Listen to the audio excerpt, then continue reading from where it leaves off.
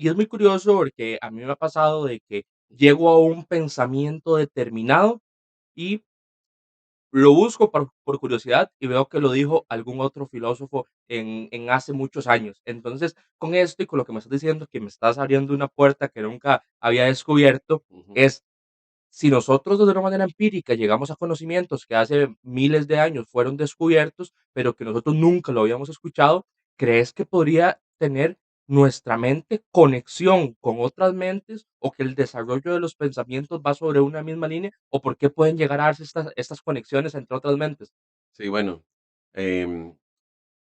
psicólogos que profundizaron en esto que apenas nosotros estamos aquí hablando muy por encima, ¿verdad? Y que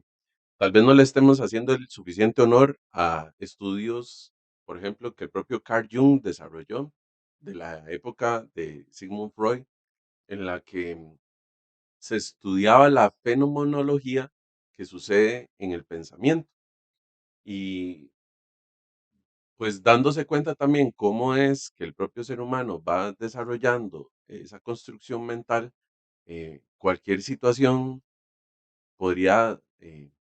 variar si vamos a enterarnos, por ejemplo, que hubieron científicos aquí en no muy lejano México, por ejemplo, un Jacobo Greenberg, una persona muy, muy estudiada y que se dedicó a profundizar sobre esas conexiones neuronales y también al ser un científico lo combinó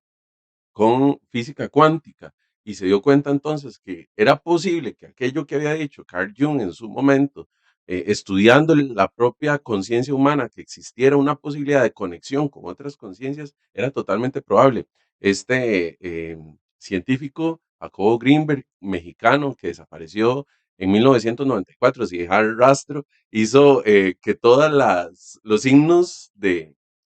cuestionamiento saltaran a la vista, porque venía profundizando en algo que podría tal vez cambiar la propia concepción de cómo funciona la mente, no solamente lo individual, que hace un momento hablábamos, queriendo toda la sociedad empujar a las masas a pensar en lo individual, cuando tal vez somos un elemento colectivo y en nuestra propia mente pueden haber elementos que nos hagan asociarnos con las demás personas desde nuestra propia mente. Creo que el pensamiento, cuando usted logra compartirlo con alguien y que ese alguien le pueda entender a usted es un pequeño milagro que no notamos todos los días. Pero esas conexiones donde compartimos lo que pensamos y nos ponemos de acuerdo son los que han hecho que el ser humano al día de hoy pueda poner a personas en el espacio y con miras inclusive a colonizar otros planetas. Entonces, en repetidas veces yo creo que hay que decirlo, cada vez que nos organizamos, cada vez que somos conscientes de que no es solamente mi mente, sino la de las personas que están a mi alrededor, no es solamente mi existencia, sino de las personas que están a mi alrededor, podemos llegar a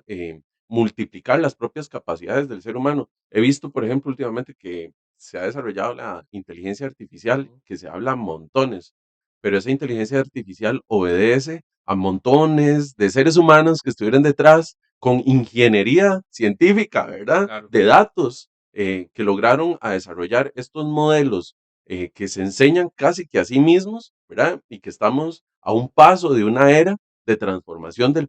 la propia conciencia del ser humano, donde estamos integrando elementos, por ejemplo, que nos multiplican nuestra capacidad de almacenamiento, ya no solamente aquí, sino a través de un ordenador, a través de la nube, que es una construcción también del ser humano y que no notamos, pero podría obedecer también a esto que estábamos conversando desde Carl Jung, en el descubrir que nuestra propia conciencia puede estar ligada, ya no sobre una nube, sino en la propia realidad, con otras conciencias, otras personas, otras realidades. Y pienso que volviéndonos muy, muy loquillos, muy Dale, hierbas, dale. Dani, a veces cuando habían relatos, por ejemplo, de personas que narran otras vidas pasadas, ¿verdad? Podría ser que el ser humano tenga la capacidad de introducirse en esa conciencia profunda, colectiva, donde están todas las vivencias de otros seres humanos y que usted sencillamente en un momento de meditación profunda pueda acceder a estos estadios de conciencia, donde pueda extraer la información de otros seres humanos que ahí está. Entonces, pienso que solamente somos un canalizador de Ujú. esa conciencia universal, muchísimo más grande y amplia,